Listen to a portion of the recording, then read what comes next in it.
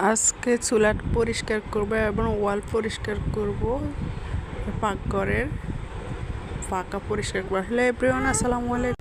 সম্পূর্ণ ব্লগটি দেখতে চোখ রাখুন পুরো ভিডিওটি। তো কী দিয়ে আজকে চুলা পরিষ্কার করব সেটাই আপনাদের সাথে শেয়ার করব। তো অনেক দিন ভাইরাল দেখি এই জিনিসটা, কিচেন ক্লিনজার দিয়ে আজকে পরিষ্কার করব। আসলে এটা কি জাদু আছে, আজকে আপনাদেরকে দেখাবো। তো আমার ওয়ালগুলো দেখতেই পাচ্ছেন, অনেক তেল কাজটা পড়ে আছে আর চুলাটা অনেক ময়লা হয়ে আছে, কারণ আপনাদের ভাইয়া যখন ম্যাচে ছিল এই চুলাটা বুয়া রান্না করে শেষ করে দিয়েছে। তো যাই হোক, এটাকেও পরিষ্কার করব আর ফাঁকাটাকেও পরিষ্কার করব। তো দেখতেই থাকুন। এখন আমি স্প্রে করে দিচ্ছি, আসলে অনেক সুন্দর স্প্রেগুলো মনে হয় আমার।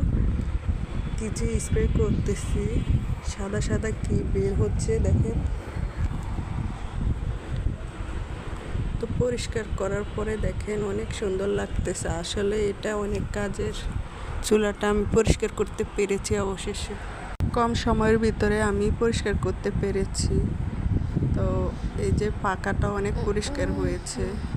তো এই জিনিসটা অনেক ভালো, যারা যারা নিতে চান নিয়ে ফেলবেন।